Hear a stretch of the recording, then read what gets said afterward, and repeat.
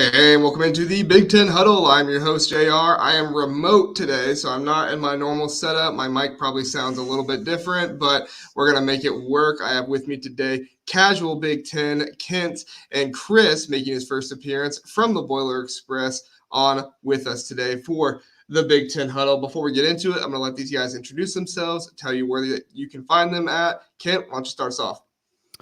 Kent Peterson is my name. I run the Casual Big Ten Twitter account. Also do a podcast every once in a while. Lacking motivation this December, though. Haven't put one out since last week. But JR, thanks for having me, man. I love being back. For sure, man. Yeah, you've been on here quite a bit, and we appreciate that. Chris, since you're new to the show, go ahead and tell people about yourself and where they can find you at. What's going on? I'm Chris Jewell. I am part of the Boiler Express podcast. You can catch us on all your podcast areas, and we go live usually Tuesday nights at 9 on Twitter, X, whatever it's called now, YouTube and Facebook. So if you follow any of those pages, you'll see us live. Otherwise, we'll be on Spotify and Apple Podcasts, all that stuff. Very good. Later in the week. Very good. Awesome. Thank you, Chris. Thank you, Kent. Appreciate that. We had some drama before we get into it. We had some drama in the big banter chat, which of course Kent is not in, but that's okay. Kent will fill you in and get your opinion on it. There were some rankings done for the top 25 in big banter, and UConn came in at number 1. Of course, Purdue with a lot of ranked wins, very impressive win over Arizona. Chris, you want to just go ahead and fill the people in on why UConn being number 1 and Purdue being number 2 is the incorrect choice? Well, just first off, Purdue has as much quad 1 wins as UConn has almost quad 1 and 2 games. I mean, don't get me wrong. UConn's 10-1. They've got a really good team. They're 4th in Ken Palm. Not saying they shouldn't be good. I mean, I think they're 5th in net and Purdue's 4th in net. But I mean, I will put Purdue's non-conference resume against anybody's in the country, hands down. It's just kind of an asinine take to stick UConn at 1. Like, I mean, I get it. Purdue kind of has turned into that team that like everybody loves to hate, which I'm cool with. But at the same time, like, let's not be ignorant about it. Like, let's call it like it is. I mean, Purdue's a damn good team, and I would be willing to take on UConn. I think they'd probably do pretty well, especially since UConn just lost by 15 to Seton Hall. So I'd be willing to take them on too after what I saw against Arizona. That was a really, really good performance. I don't know if anybody's beaten Purdue if Fletcher Loyer and Braden Smith and Zach Edey are all playing that way. So yeah, I think Purdue is at its best when Zach Edey is leading the team in assists. Yeah.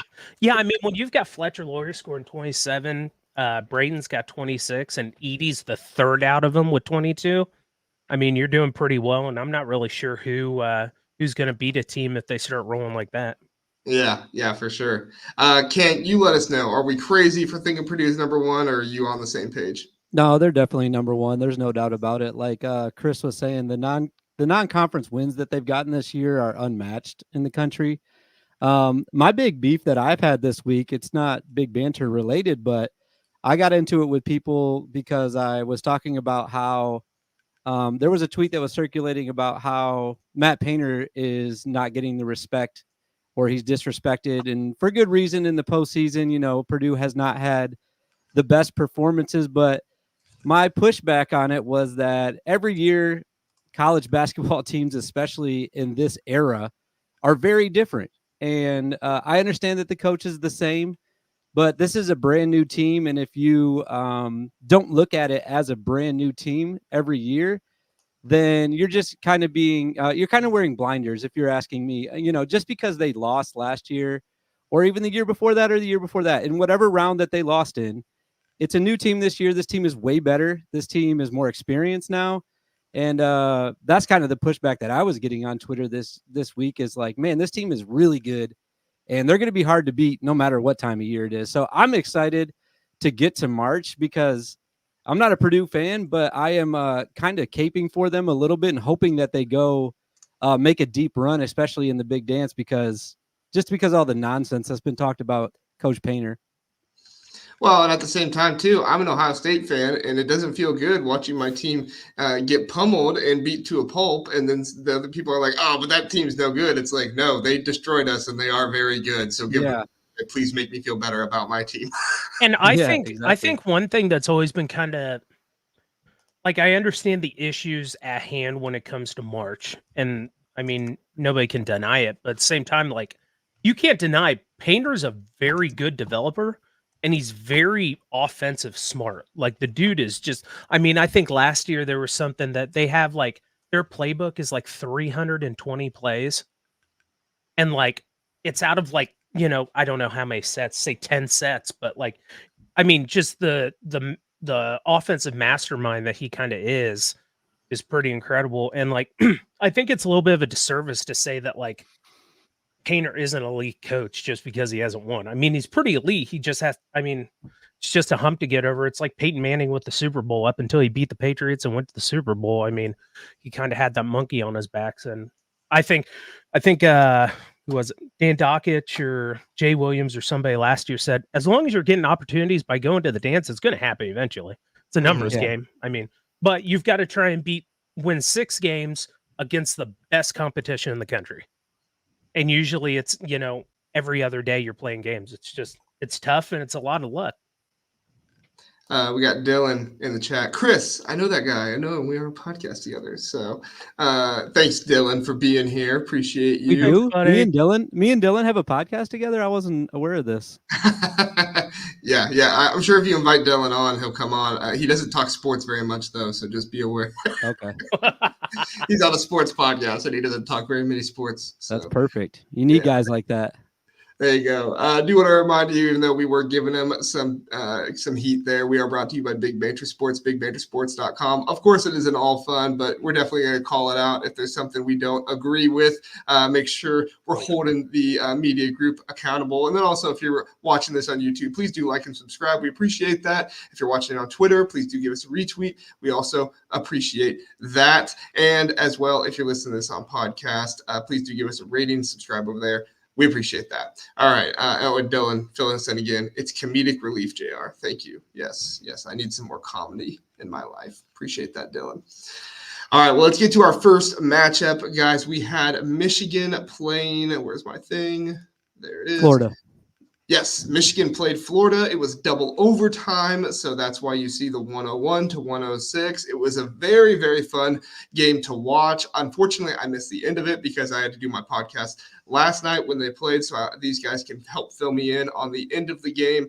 But I enjoyed the game. Doug McDaniel did Doug McDaniel things. He is just, he's one of my favorite players to watch. I don't know if I'm going to draft him later on in the show, but he's definitely one of my favorite players to watch in all of the Big Ten. He is just, he's electric with the ball, can make so many things happen. And of course, with Juwan Howard back, this was one that it was good to see the team fight. And I felt like Juwan Howard called an okay game. I wouldn't say it was his best game ever, but it was, it was okay. So, but Kent, we'll go to you first on this one. What were your thoughts on the Michigan versus Florida game? Yeah, I thought it was a good game. It was a fun game to watch. I do have to disagree with you on Juwan Howard, though. I think that to me, he's the worst coach in the Big Ten, and it's not even really close. If you watch their offensive sets, a big part of their offense is dumping it into the mid post area and guys just taking fadeaway shots, and it's really tough to watch because I feel like Michigan has talent wise one of the upper tier, not the top of the Big Ten, but they're in that 5 to 7 range as far as talent, and then they're just not coached well, so they don't get opportunities to win close games when it comes down to crunch time. The end of the first overtime, they were up 3, had a chance to foul, put him on the line with 8 seconds to go, and he decides not to. And what do you know? Florida hits a 3, and then in double overtime, Florida kind of just poured it on, and that's how they ended up getting that win. But like you said, Doug was incredible last night. It just, I feel like I've said this 1,000 times on my show and on other people's show. I just don't think, I think that Juwan is a great recruiter. He's good for the brand, and he's just a really bad X's and O's basketball coach. He can't get his guys in the right position defensively, and his sets are really basic. and it's tough to watch, I think.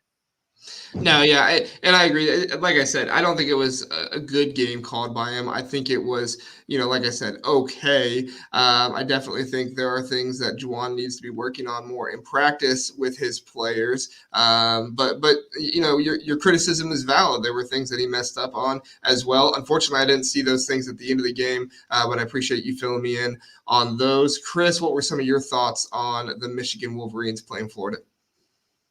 A lot of the same. Their offense just doesn't seem like it has an identity. Like you look at Purdue, it's dump to Edey, kick out for 3 on the double, or drive and score. It's either score close or score from 3. With them, it's kind of like you said, kick it to the mid post and then shoot fadeaway jumper. It kind of reminds me of like NBA offense. Like it's just like I'm gonna wing it until something happens, and like it's kind of painful to watch. And like I was kind of talking a little bit before the show, McDaniel's really, really good, but it doesn't seem like that team has a killer like it's had in years past. Like somebody that you're going to give the basketball to, he's going to be the one to get your bucket, where you've got Tyson Walker, Michigan State, Edey at Purdue, other guys around the country, Terrence Shannon, stuff like that. You'll dump the ball to those guys and expect them to get a basket, where I think McDaniel's just kind of alone on an island from a skill standpoint sometimes, and they just double and triple them, and nobody else kind of picks up the slack. Yeah, I totally agree on the NBA offense. And of course, that's where Juwan Howard came from as a coach, right? He was a coach in the NBA. He comes to college. And I think that is something that he does pitch to a lot of his players is, look, you're going to be playing an NBA offense. I'm going to get you ready for the league. And that kind of stuff works in football, but it doesn't work as well in basketball. You don't have the natural God-given talent and ability to run the same offenses in college basketball as you are able to run in the NBA. And it really does hinder Juwan's team from time to time. I feel like there is a big difference in the offense, even though there might not be as much time to implement it, when Phil Martelli is the one leading it. And I'm not trying to get on Juwan Howard too much because I've been accused as a Juwan Howard hater. I would argue that the Michigan fan base has more Juwan Howard haters than me. Definitely. But still, like, I think you guys are exactly right. He's able to bring in good talent, but it's just he doesn't have any sophistication to the college game with his offense to be able to utilize that talent in such a way that wins college games. Am I off on that, Kent? What are your thoughts? No, I think you're absolutely right. I mean, it's not even just offensively either. If you watch last night, especially in the second half, they went to an extended, like almost like a 1-3-1 and dropped back into like this 2-3 zone. But Florida, who is not the greatest team in the world, was absolutely picking them apart and just blazing threes on them. And it just seemed like, hey, maybe get out of this zone. It's his man-to-man defense. That's why he goes to a zone, is because he doesn't teach the correct principles in man-to-man defense. Guys get beaten off the dribble all the time, so he has to go to the zone. And then I saw guys last night getting beat off the dribble in a zone. That should never happen. Mm-hmm. I don't know what was going on with that, but yeah, it's both sides of the ball, really. Though it's just a really basic offense and a not very well coached defense as far as just basic principles. It started with his son last year. I mean, that's really where it got like highlighted for me. Is with, I'm thinking of Jace right now, but that's not his son. Jet. When Jet was on the team last year, I mean, he was never in the right spot defensively. I don't know how he got drafted so high. Guy can't play defense at all. They must be teaching him defense right now in the NBA because he didn't learn any in college whatsoever. So it's kind of both sides of the ball. It's why teams like Florida, who aren't as talented as Michigan, if you ask me, are able to win double overtime games at a neutral site against them. It really comes down to coaching. Yeah, for sure. Florida is nowhere near the talent level of Michigan's players. However, Florida was able to do some basic college basketball things.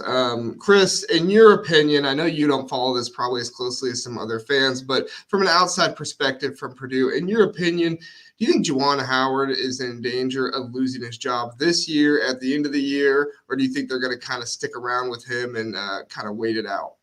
I think it depends on how Big Ten season goes. I mean, if they're just floundering towards the bottom half of the Big Ten, I think that you could see him go, because really outside of that first year or two, he was pretty successful, but after that, it really just kind of came apart. So I kind of said it before the beginning of the season started that I think Howard's he's the quietest hot seat in the Big Ten, if that makes sense. Like, nobody's bringing it up, but I would almost guarantee you that the board of trustees and the athletic department are having those conversations.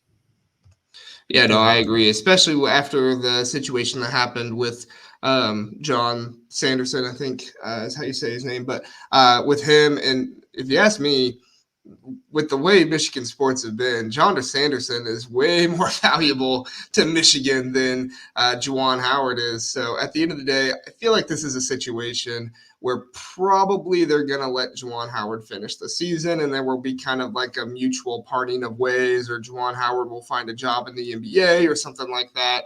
And he'll kind of go away. Phil Martelli might be an interim, or he might just get the job. Who knows?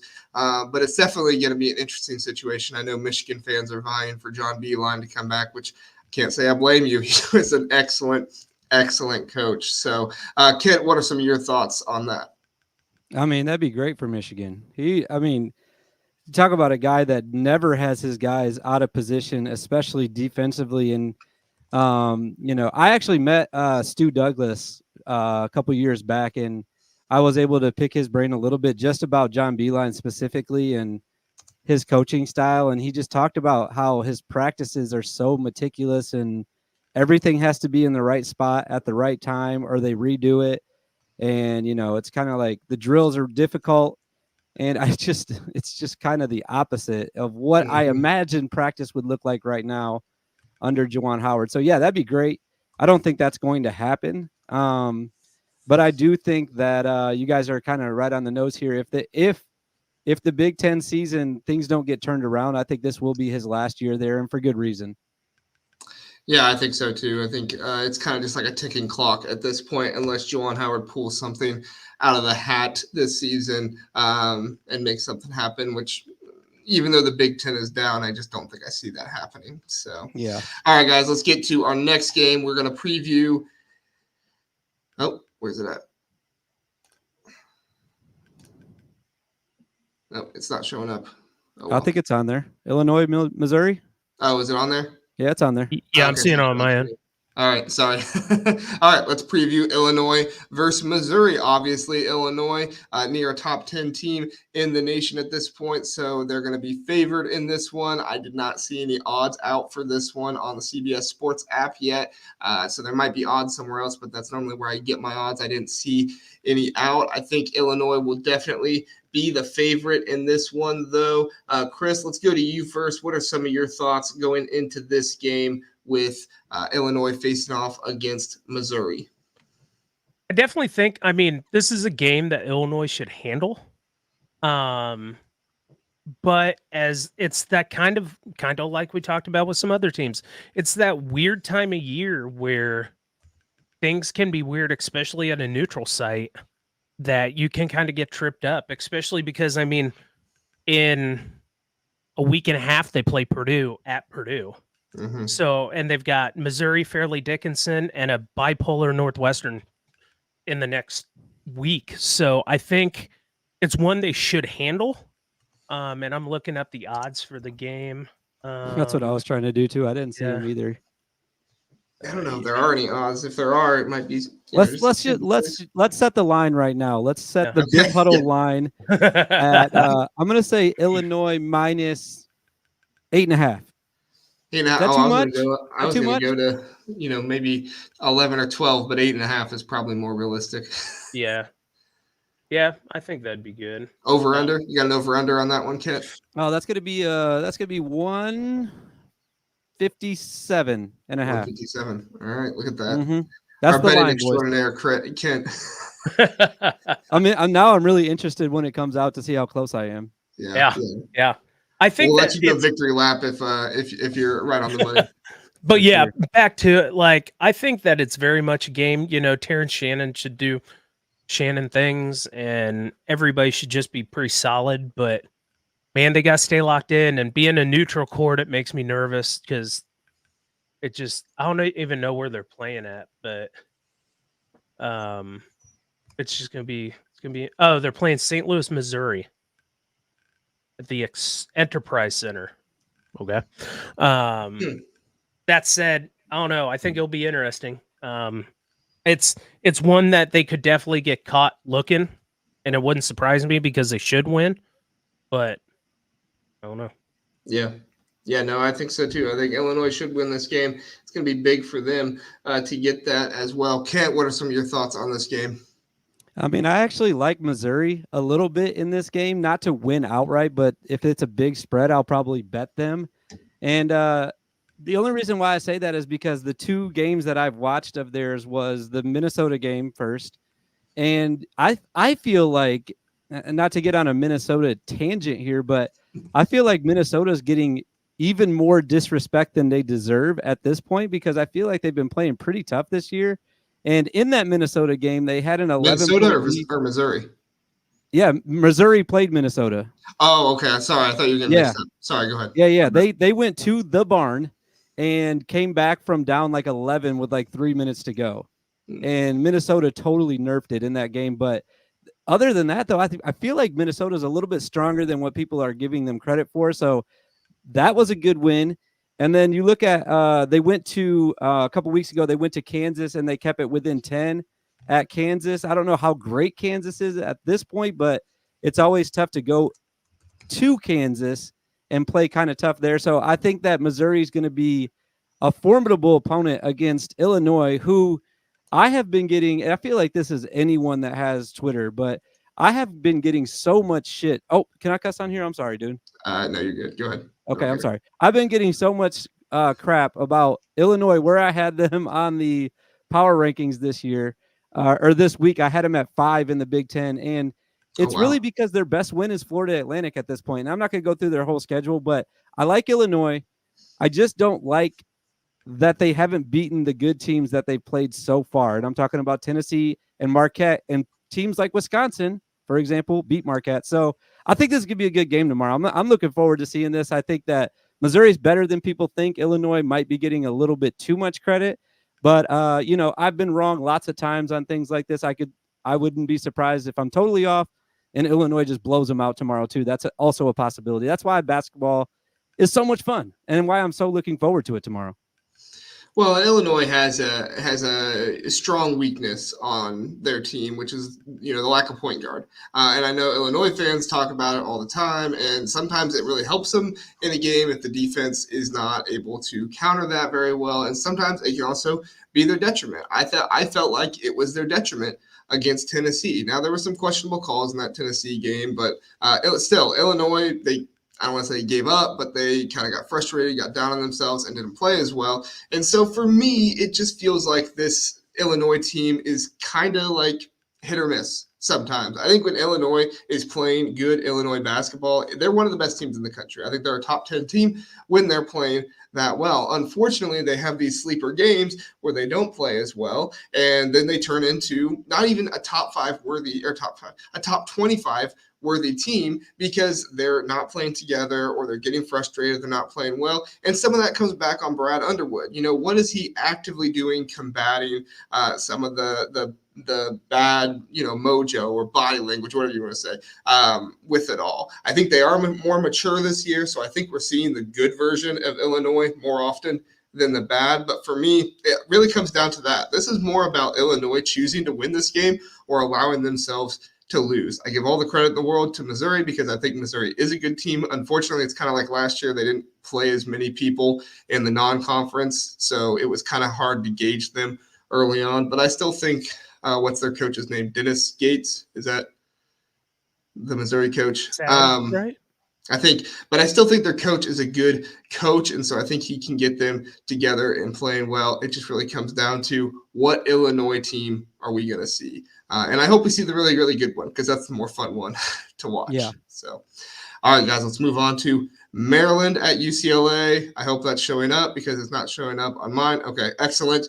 Maryland is facing off against UCLA here, and UCLA has been a bit weird. They played Ohio State tough. They really gave them a good game, and then after that, they went out and lost to CS Northridge. I could not tell you where CS Northridge is. I can't tell you who their mascot is.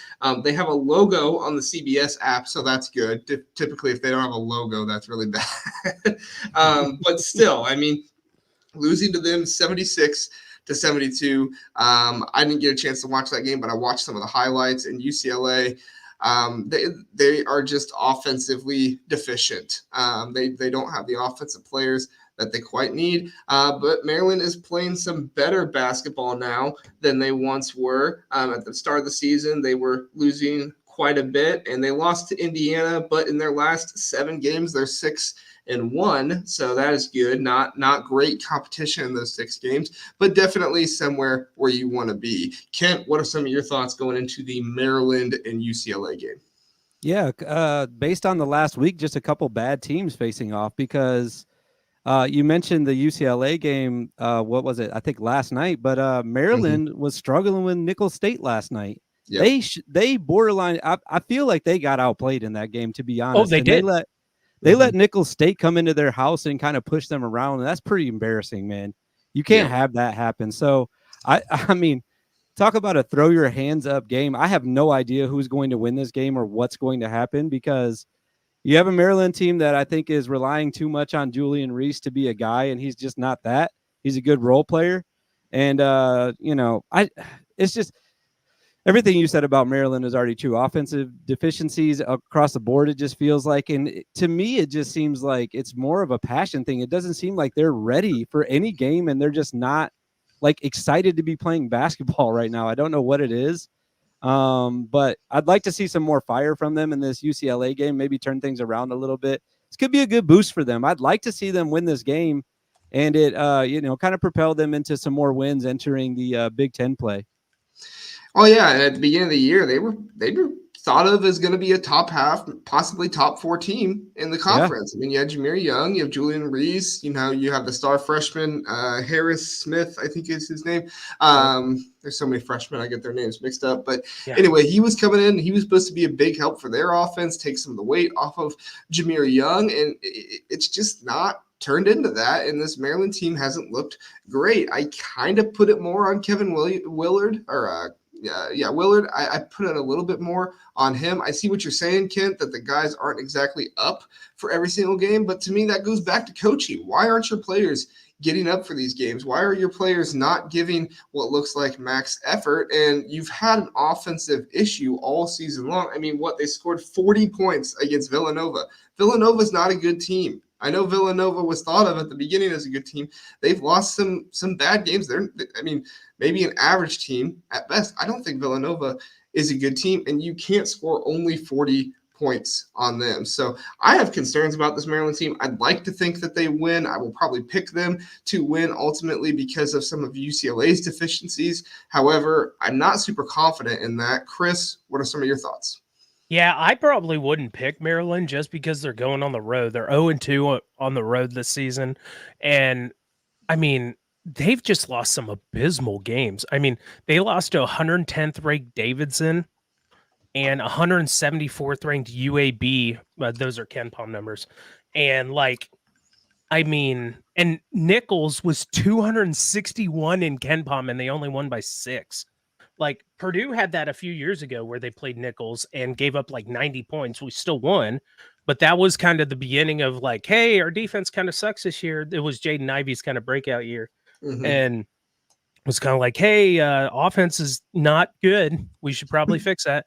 And this is kind of another one of those things. I mean, they rank, they're 168th most efficient offense in the country. That's just bad. And while their defense is good, I mean, they're 23rd in defense, but I mean, if you're not putting buckets in the basket, your defense is going to get ran into the ground. And I'm not saying that UCLA is going to, light them up because they're only 150. I mean, almost UCLA and Maryland are almost identical when it comes to offensive and defensive efficiency.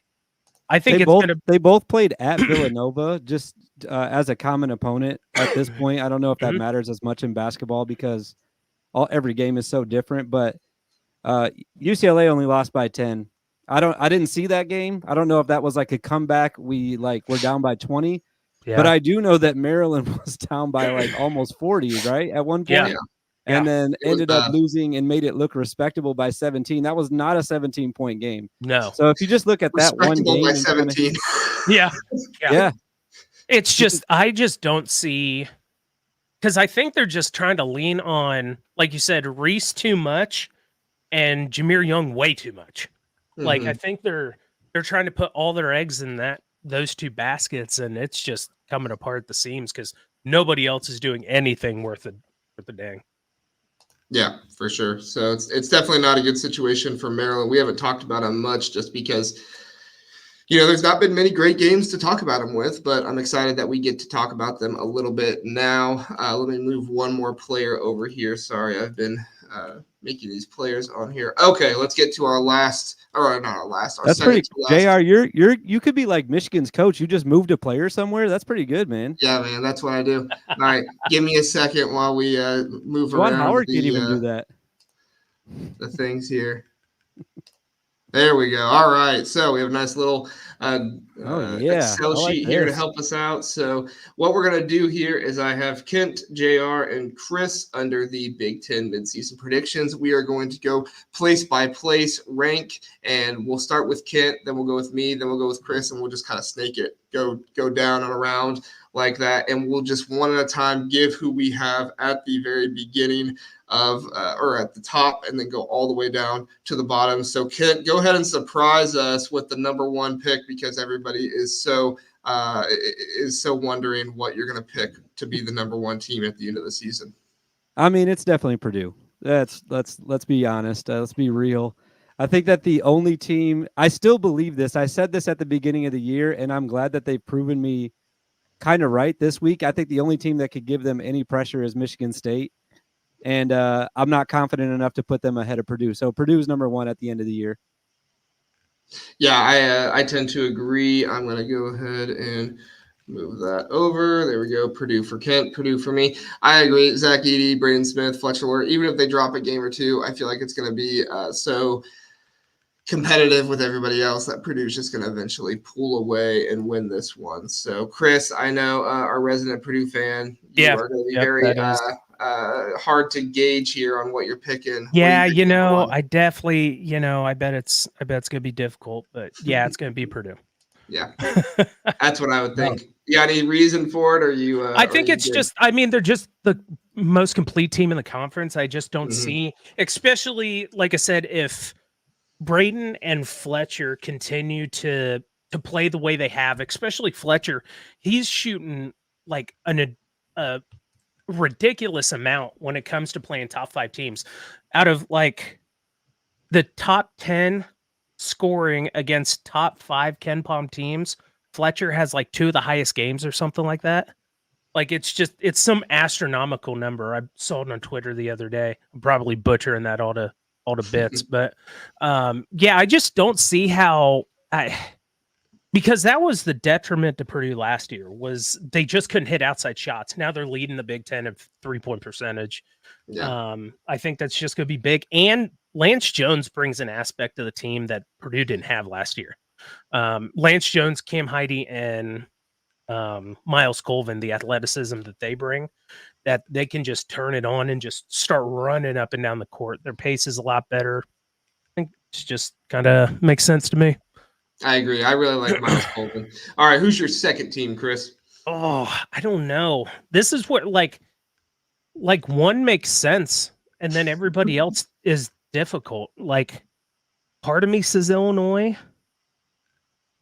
because they just kind of have I think that they have the pieces there, to do good things. It's just now I'm worried about consistency.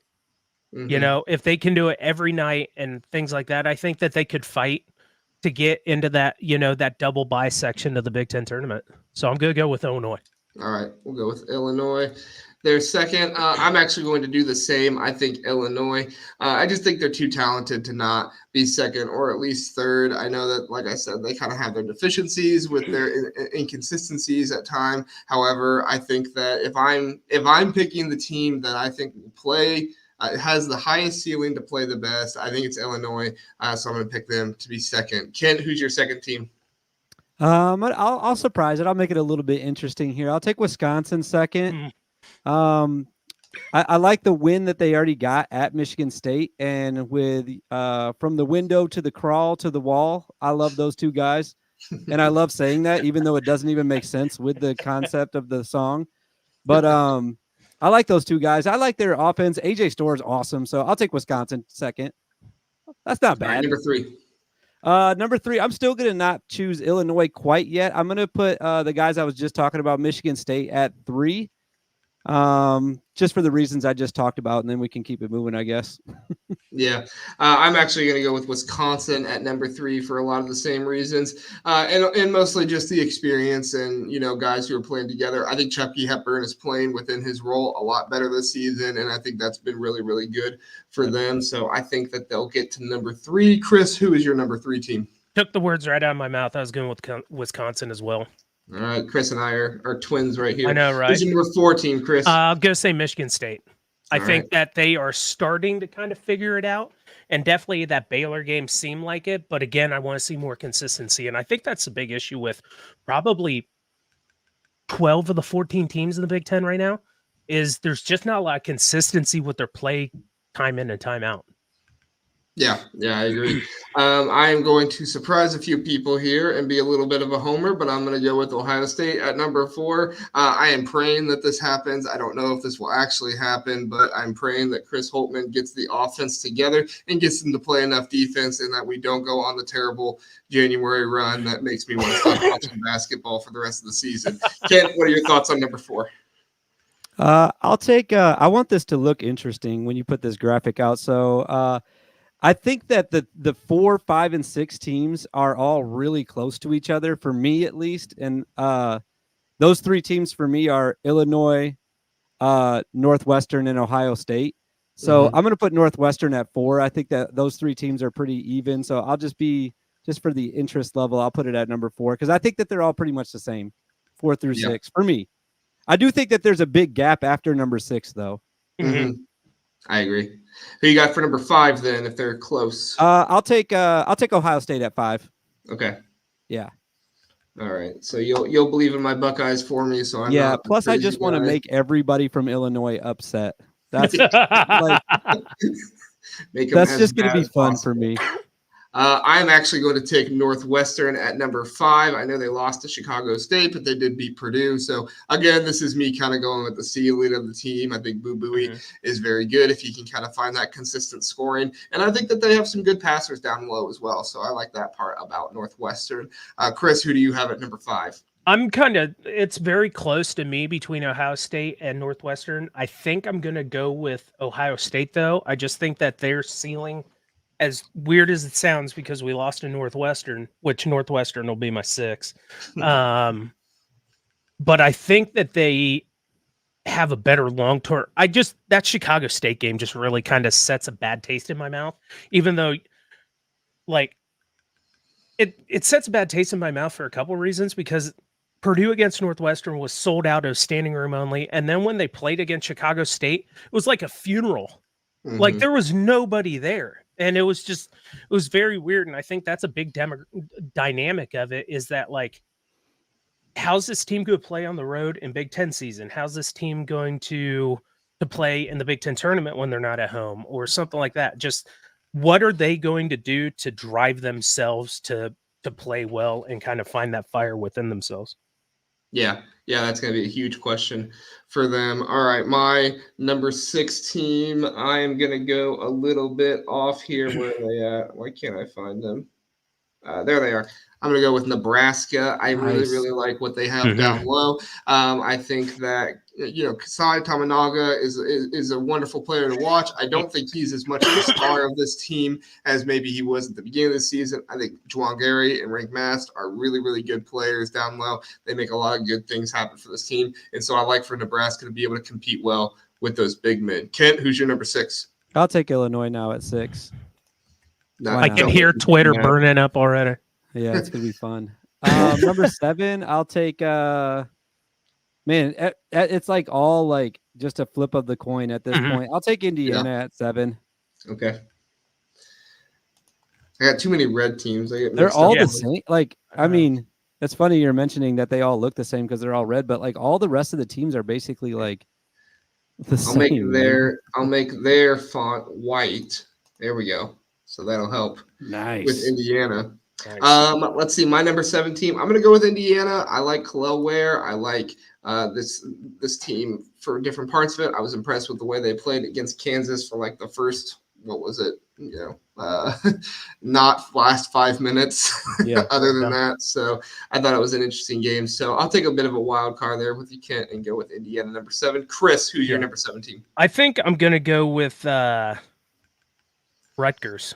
I like Rutgers, and just kind of, I know that's really oddball, but they're always just that state, the rack or whatever, Popeye's Chicken Arena or whatever it's called now, is like, that is just such a, and coming from Purdue, like that home court advantage is such a big deal that I think Rutgers will do well coming into into Big Ten season. I think they're going to do decent.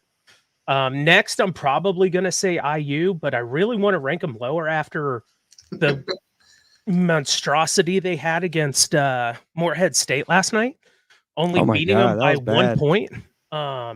Because that team is falling into the same thing that every Indiana team does. If they can't hit threes, they just run around in circles, chuck up a shot, and hope to God it works. It's just, I don't know why they keep doing that, but it just seems to be going that way. It's the Mike Woodson way.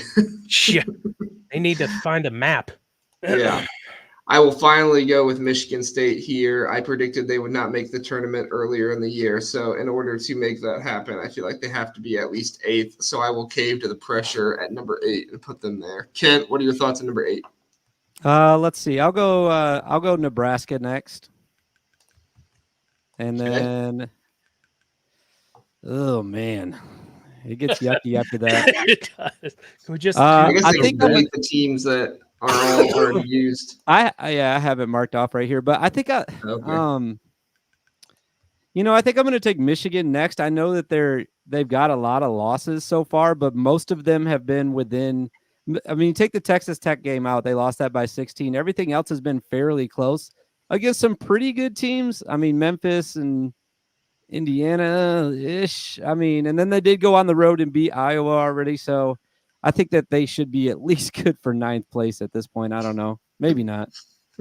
At least 9th. Yeah, I think Michigan is a good pick there. However, I am going to go with not that one. Rutgers at number 9. I agree. I think the home court advantage for them is good, and I think Steve Pikiell's a good coach, and he can get this team to win some Big Ten games. And they're recruiting really well. I know this doesn't really affect now, but man, they are doing really good in the recruiting realm lately. They are. For me, I'm going to go Nebraska at this one. I don't want to disrespect Nebraska too much because they are already at 9th. And honestly, Nebraska is one that could get a double bye in the Big Ten tournament and would not surprise me. They're just, and again, like we've mentioned, it's a hot and cold, like one day they could do really well and beat anybody, and next day they can't, they'd screw up a free lunch. So it's just, it's just trying to figure it out. After that, probably stuck between Penn State and Minnesota. Penn State. Ooh, Minnesota. Yeah, Penn State. I like Penn State. I think that they are going to get it turned around come Big Ten season, and just kind of start to piece it together, especially because there's not a lot of parity between, say, about 4 to 14. So I think they're going to beat some people they shouldn't, especially at home. I think they're going to kind of get pieced together. I don't know why, just a hunch. Yeah. Well, Mike Rhodes is a good coach. He can get them going. I'm actually going to go with Michigan here at number 10, right after Rutgers. I think Juwan Howard has too much talent to not be at least 10th. Kent, who's your number 10 team? I'm going to go Minnesota right there at number 10 and follow that up with number 11, Iowa. And pass it right back to you. We'll keep it moving. All right, very good. Yeah, no, I think Iowa is a good choice there as well. I think that another team who is also talented is Maryland. Julian Reese, Jameer Young. They got to figure something out eventually. I know we just had a discussion about them that wasn't exactly too positive, but they got to figure something out eventually. So, Chris, your thoughts on number 11? I think I'm going to go Minnesota and then Iowa. I think Iowa's offense is going to keep them in a lot of games, but man, they got to figure out what defense looks like. That's always the case with the Fran Brown. Man. Fran Brown? Yeah. Fran not Fran Brown. McCaffrey. Fran Brown is the Syracuse coach, and I've been talking about Kyle McCord too much. So, yes, I agree with Iowa at 12. That's where I'm going to have them. Kent, your thoughts on number 12? Oh man, all the way back to me already. I just don't believe in I don't believe in Rutgers as much as you guys do. So I'm going to put Maryland ahead of them, and then Rutgers at number 13, which leaves Penn State left if you want to just fill it out, I guess. Sure. I don't like Penn State at all. Really? They haven't shown me anything yet. Yeah, I don't love what they're doing at all. I feel like I have to go with Penn State at 13, just so that way, the Ohio State loss when they gave up 18, an 18-point lead doesn't look too bad. It still looks bad, but it makes me feel better than at 14th. And then my last team to put in there is Minnesota. Chris, your last two teams? Was it Michigan and Maryland? Oof. Yeah, I don't like Maryland at all. I think I feel about Maryland the way you guys feel about Penn State. Yeah. I just don't like anything about them. I don't the body language worries me. Yeah. From what I've seen out of them, because they are very they are hanging their heads a lot. They're kind of just being weird. I don't know. I just don't like them. I think from 9 down, and we all kind of have it mixed up a little bit with a few certain teams. 9 down, I feel like that's going to just shuffle out any which way. I think 8 up, you're going to be pretty consistent on those teams in there, but 9 down, those are going to kind of just shake out any which way. It'll be interesting to see. So, all right, well, let's get to our final thing. We are going to go to our Big Ten Player Draft. So here's how this is going to work. I have some names down here. You don't have to pick from these names. You can pick whatever names you'd like. However, let's go with 6 players. I'm not going to get super into the positions and stuff like that, but if you want to go small ball the entire time, feel free. It's your team. You do whatever you want with it. However, we will take 6 guys. So I would say take your starting 5 first, and then maybe a 6-man or something like that you think would be really good for your team. Let's let Chris go first this time, since I'm going Zach Edey. We should have known that was going to happen. So I thought that might I mean, let's be honest. It's not really a surprise there. Right. I'm going to go with Terrence Shannon Jr. I think he's a really, really good wing, better than people sometimes give him credit for. A little inconsistent, but top-tier talent. Kent, who's yours? I'll take Tyson Walker. Okay. Where's he at here? There he is.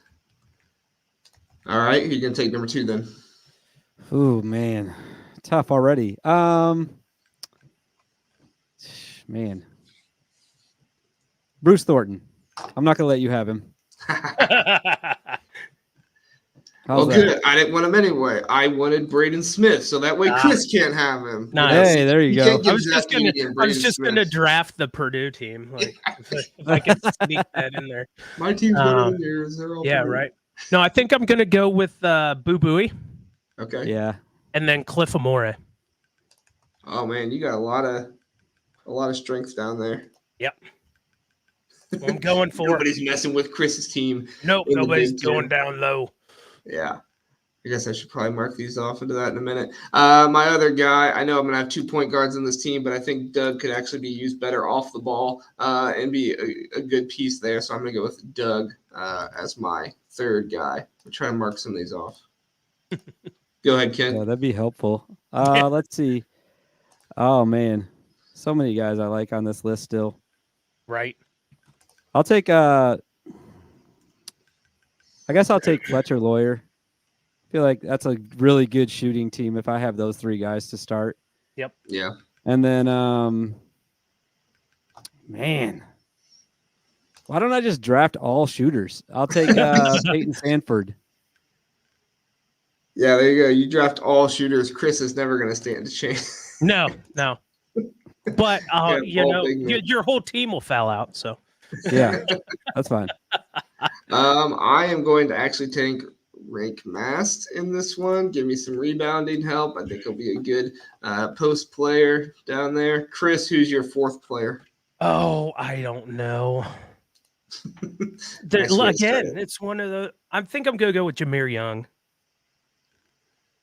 Even though you put Maryland so far down. What do I have? Yeah. Yeah, you just said you didn't like Maryland. I don't like Maryland, but I like him as a player. I mean, stars shine in the dark sometimes. Yeah. Okay. And Okay. then probably also Lance Jones. Lance I just Jones. like- I haven't. Yeah, There I you just go. I'm trying to go defense heavy. There you go.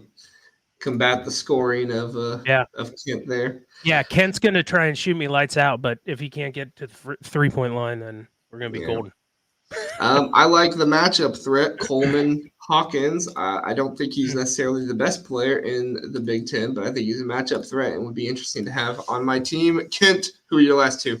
I'm so glad you picked him instead of this guy. I'd take Khalil Ware. I need somebody to get a rebound. What do I have? There he is. Yeah, Khalil Ware is going to be really, really good there. All right, who's your last one? Six man off the bench. Yeah, I have never been on a basketball Big Ten podcast without mentioning this guy's name. He's my favorite player from Iowa. I don't see him on your list though. Is he on your list? Tony Perkins. He's I put him on here. He's very last. There he is. There he is, right at the He end. was the last name I thought of when we were talking about Maryland. I don't know how he came in my mind when we were talking Maryland. He's number one in my heart, though. I love Tony Perkins. There you go. I love him. I feel like I need a little bit more height to come off the bench to help some of my big men. So I'm going to go with Felix Okpara. Call me an Ohio State homer, but I like his defense. Chris, who's your last guy? Call me a Purdue homer, but I love everything about this guy. He's Painter's definition of a glue guy in Mason Gillis. I knew he was going to say that. I knew it. I was like, you clicked on the wrong one. Yeah. Mason is just that dirty guy who just gets in and fights with 7-footers for rebounds and plays his heart out, and I just love everything about him. Yeah, I always hate going against Mason Gillis because he is one of those guys that makes a lot of those things happen. So, all right, well, those are our teams. Kent, how you feeling about your team? How do you think your team would win in a game? Just shoot the lights out? I mean, we would have to shoot at least 60%, like the entire game from everywhere on the floor to win. I think just have no size inside, but that's all right, man. That's all right. We're going to run and gun. There you go. Yeah, I think Bruce Thornton would be a good penetration threat for you to get down in the paint and then kick out. So that would be good for you guys. I like the backbone of my team, Terrence Shannon Jr., to play the wing, do a really good job of that. And Braden Smith handling the ball. If he does have some struggles or something like that, we can always go to Doug McDaniel. But I like my low post guys. Rank Mass going to get a lot of rebounds. Coleman Hawkins going to be able to be a mismatch. And Felix Okpara, a very good defender for when I face Zach Edey. He'll probably foul out, but, that's what everybody does against Zach Edey. Right, yeah. Chris, your thoughts on your team? I think I tried to go defense. I've always been a defensive centric kind of guy anyway, so that's just where I was kind of going. And then the big maple down low, just throw it to him and we'll figure it out from there. There you go. I mean, I said this before we started recording. I feel like you could put Zach Edey with 5 other guys the way we just did this, and that's always going to look like the best team. Yeah. You know what I mean? Yeah. He's just a player that we haven't seen in the modern era in a long time. I mean, he's a force. Yeah. Yeah. Well, and he doesn't try to be like a Victor Wembanyama or something like that, where like he does everything. Like he's a post player. He knows he's a post player, and he knows he's a good defender down low. He knows what he's good at, and he sticks to it. Yeah. I agree. So, all right, guys, that's all I got for the. I forgot to change. Man, we just went through that entire thing without the Big Ten Player Draft there at the bottom. Whoops. All right. I hate when I do that. All right, guys. Thanks so much for coming on. We appreciate it. Thank you to everybody who watched this, whether you watched it live or recorded later after the fact. Appreciate it. Have a great night. See you guys next time. Have a good one.